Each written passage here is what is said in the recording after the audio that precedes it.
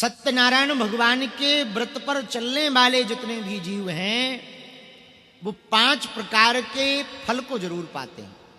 पहला फल जो पाते हैं वो सुख समृद्धि का पाते हैं। ढूंढ काय को रह, या तो अंदर आ जाओ या भीतर घुस जाओ।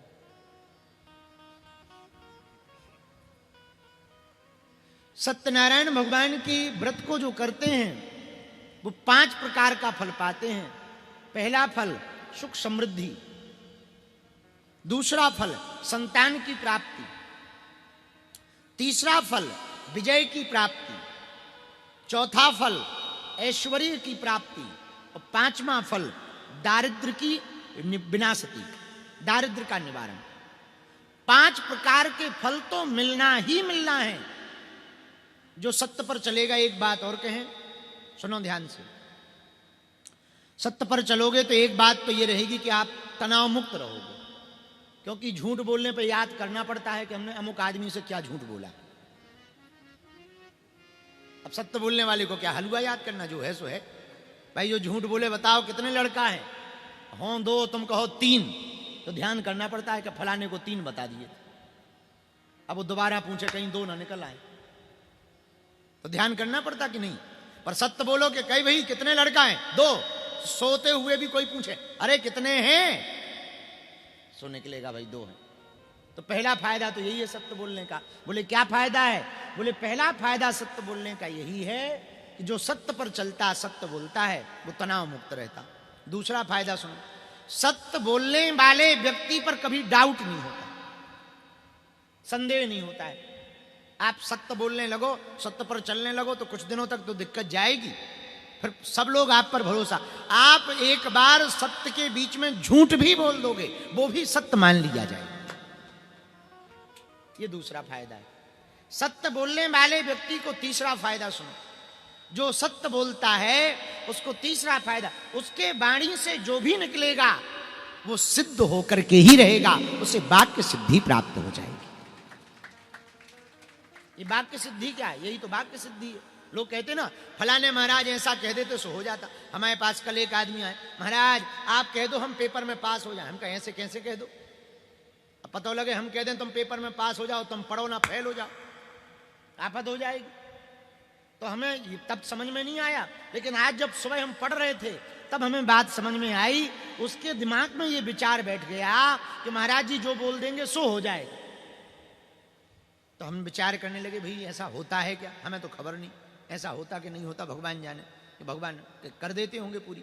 पर अब आज हमें समझ में आ गया, जो व्यक्ति यथा सत्य बोलेगा, सत्य पर चलेगा, सत्य कहेगा, सत्य को पूर्ण रूप से बोलेगा महाराज जी, उस व्यक्ति को बिना कोई मंत्र जप किए, बिना किसी गुरु के पास जाए वाक्य सिद्धि मिल जाए। ये फायदा है। चौथी बात सुनो सत्य बोलने वाले व्यक्ति को। चौथी बात है कि यदि कोई व्यक्ति सत्य बोलेगा तो यदि उसने कह दिया कि परमात्मा को यहां प्रकट होना है तो ब्रह्म को प्रकट होना पड़ेगा। धर्म न दूसर सत्य समाना, भगवान का नाम ही सत्य है। और श्रीमद् भागवत में तो भगवान श्री कृष्ण की स्तुति सत्य कह करके कही, सत्यव्रतम सत्य परम त्रिसत्यम सत्यस्य योनिम निहितम च सत्ये सत्यस्य सत्यम मृतनेत्र सत्यम सत्यात्मकम त्वाम शरणम प्रपन्ना। सत्य से ही पूर्ण ब्रह्म परमात्मा भगवान श्री कृष्ण प्रकट होते हैं।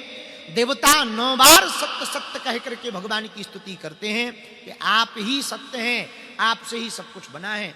एक बात कहें, ब्रह्म को पाने का सबसे सरल रास्ता है सत्य का मार्ग। लेकिन अब आज के जमाने में तो बड़ी विचित्रता आ गई है। आज के जमाने में सब कुछ खोजा जा सकता, सत्य आदमी खोजना बड़ा कठिन। क्योंकि आज के जमाने में कुछ लोग कहते हैं वही आदमी सफल है जो झूठ बोलता, जो जितना ज्यादा झूठ बोले उतना ही सफल। पहले के जमाने में लोग सफलता पाने के लिए मेहनत करते थे, आज के जमाने में लोग वायरल होते। हाँ, तो जितना झूठ बोले उतना ही सत्य है। वो जो जितना झूठ बोले उतना ही महान है, उतना ही सफल है। तो हम आपको निवेदन करना चाह रहे हैं, झूठ बोलकर आप संसार को, जगत को तो आकर्षित कर सकते हो, जगदीश को आकर्षित नहीं कर सकते। परमात्मा को अपनी तरफ नहीं खींच सकते। झूठ बोलकर संसारी जीवों को अपना बना। अब हम झूठ बोले हम ऐसे हैं वैसे हैं, हमारी हनुमान जी से बात होती है, ऐसा होता वैसा होता, तो तुम तो कहोगे हाँ महाराज आप मुगदल लिए रहते हो, शायद होती होगी। तो आप तो पागल बन जाओगे, पर हनुमान जी पागल बन जाएंगे क्या? वो ना बनेंगे। तो झूठ बोलकर हम लोग संसारी जीवों को आकर्षित कर सकते हैं, परमात्मा को नहीं। परमात्मा को यदि अपना बनाना है, परमात्मा को बुलाना है, परमात्मा को आकर्षित करना है, एकमात्र उपाय है सत्यव्रतम। सत्य बोलो। क्या बोलो? जोर से कहो। यही सत्यनारायण है। क्या है? यही सत्य। एक कथा हमने आज पढ़ी, जरा बहुत डबलिंग है, जरा इफेक्ट बहुत ज्यादा है, हमको समझ कम आ रही, जरा शार्पनेस करो। सुनो, एक कथा हमने पढ़ी, बड़ी अच्छी हमको लगी। अभिमन्यु की पत्नी उत्तरा, जब अभिमन्यु जी वीर गति को प्राप्त भये, आहा, अभिमन्यु जी जब वीर गति को प्राप्त भये तो उत्तरा भी शरीर त्यागना चाह रही थी, लेकिन गर्भवती थी तो शरीर नहीं त्याग पाई। गर्भवती स्त्री को सती नहीं होना चाहिए, ऐसी मर्यादा थी। मन में विचार करने लगी उत्तरा जी की पति देव तो चले गए, जीना तो बहुत बेकार है। भागवत की कथा सबको पता ही होगी। जब भगवान सबसे मिलकर जाने लगे, रथ के ऊपर पैर रखा, एक हाथ से रथ पकड़ा और एक हाथ ऐसे अभय मुद्रा में सबको आशीर्वाद, मुस्कुराते हुए खड़े हुए। उसी समय पाही पाही महायोगेन, हे गोविंद, हे मुरारी, हे नाथ, हे ठाकुर जी हमें बचाओ, हमारी रक्षा करो, हे गोविंद हमारी रक्षा करो, हे माधव हमारी रक्षा करो। दौड़ी दौड़ी एक स्त्री आई। भगवान ने देखा, अरे ये कौन है, इतनी रोती क्यों आ रही? तो किसी ने कहा महाराज ये पांडवों की कुलवधू है, उत्तरा जी आई हूं। अरे अरे वाह वाह वाह, क्यों आई हूं? महाराज कोई हमारे गर्भ को मिटाना चाह रहा, कोई हमारे गर्भ को नष्ट करना चाह रहा। एक बात कहें ठाकुर जी? हाँ कहो। वैसे हमारा जीवन तो बहुत बेकार है, विधवापन का जीवन किसी काम का नहीं, पति देव है नहीं है, बड़ा बोझमय जीवन है। हम प्राण त्यागना ही चाह रहे, जीना नहीं चाह रहे। पर क्या बताएं, हम प्राण त्यागेंगे तो नन्हे बच्चे ने क्या बिगाड़ा, ये नन्हा शिशु भी चला जाएगा। हम आपसे एक प्रार्थना करना चाह रहे प्रभु। हाँ कहो। प्रभु हमारे भले ही प्राण चले जाएं, पर हमारा ये बालक बच जाए, हमको जीना नहीं है, ऐसी कृपा कर दो। भगवान ने कहा वाह, देखो कितनी अच्छी बात कही उत्तरा जी ने। उत्तरा जी यदि ये कहती कि प्रभु हमें बचाओ, तो शायद भगवान गर्भपात हो जाता, पर उत्तरा जी बच जाती। पर उत्तरा जी ने क्या गजब की बात कही, प्रभु हम भले ही चले जाएं पर हमारा बालक बच जाए। और बालक तभी गर्भ में सुरक्षित रह सकता जब मां सुरक्षित। तो ठाकुर जी ने कहा चिंता मत करो।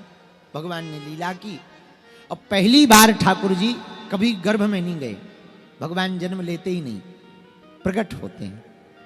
और पहली बार अपने भक्त के हित के लिए भगवान अंगूठा बराबर रूप धारण करके उत्तरा जी के गर्भ में गए।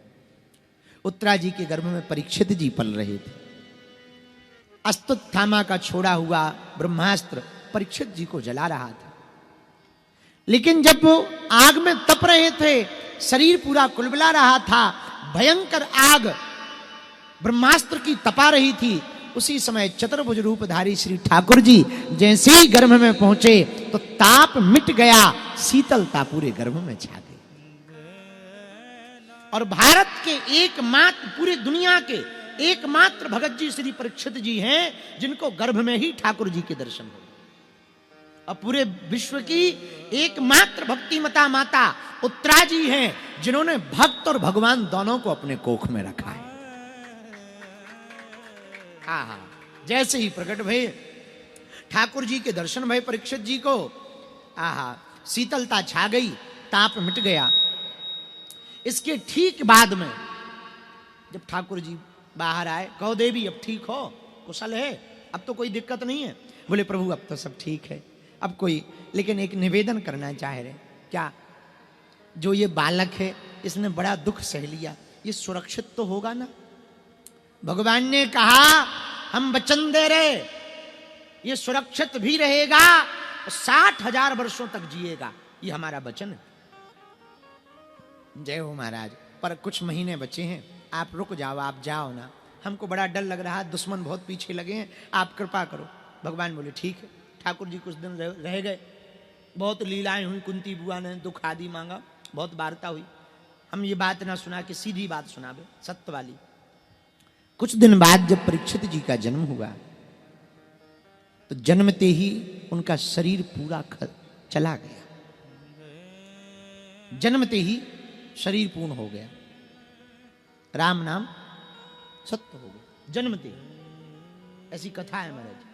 और जन्मते ही जैसे ही शरीर पूरा हुआ तो उत्तरा छाती पीट पीट करके रोने लगे, हे भगवान, हे ठाकुर जी, हे गोविंद, हे माधव, हे मुरारी, हम पर कृपा करो, हम पर दया करो। तो भगवान आ गए, क्या बात है देवी, आप रो क्यों रही हो? तो उत्तरा जी बोली महाराज एक बात बताओ, आप वचन के तो पक्के हो? भगवान बोले बिल्कुल पक्के हैं।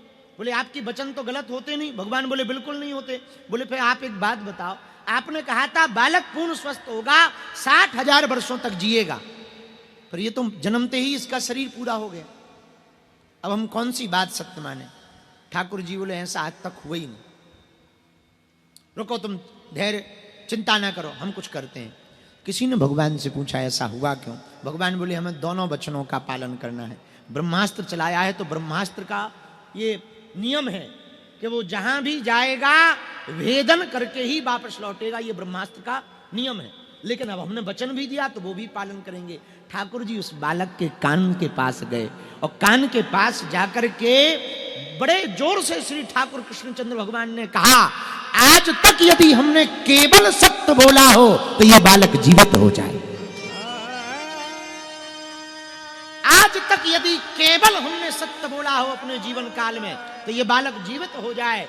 और देखते ही देखते उस बालक की आंखें खुल गई, हाथ पांव फटकारने लगे और चारों तरफ जय जयकार श्री कृष्णचंद्र भगवान की हो गई। भगवान ने एक बात मात्र कही, आज तक हमने पूरे जीवन काल में केवल सत्य बोला हो तो ये बालक जीवित हो जाए। अब वो जीवित हो गया और बाद में वही बालक बड़ा होकर के परीक्षित जी बने और उनको सुखदेव जी ने श्रीमद् भागवत कथा सुनाई। ये सत्य का प्रभाव है, सत्य का भैया बहुत प्रभाव है। आप सत्य बोलोगे, सत्य पर चलोगे, हाँ मुसीबतें बहुत आएंगी। झूठ बोलकर बहुत जल्दी फायदा हो सकता है। अब जैसे यहां कोई जो बाहर खड़े हैं वो झूठ बोलें कि हम गुरु जी के रिश्तेदार हैं तो घुसने तो मिल जाएगा, लेकिन टिक नहीं पाएंगे। पता लगेगा कि ये झूठ बोल के आए और रिश्तेदार है नहीं तो बोले कहा पुलिस वाले उठा के ले जाएंगे, बाहर चलो। हाँ जी अन्ना जी, सत्य बोलकर आओगे हम फलाने हैं तो ऐसी ऐसी बात है। सो देखो आप यहां देखो बड़े आराम के साथ में बने रहोगे, जीवन भर बने रहोगे। तो सत्यनारायण भगवान की महिमा पर यदि आप हमसे पूछो तो केवल एक व्रत है। व्रत का मतलब है प्रण लेना, सत्य बोलो। क्या बोलो? जोर से कहो, सत्य बोलो। सत्यम वदम, सत्य बोलो और सुनो भी सत्य, चलो भी सत्य पर, यही सत्यनारायण।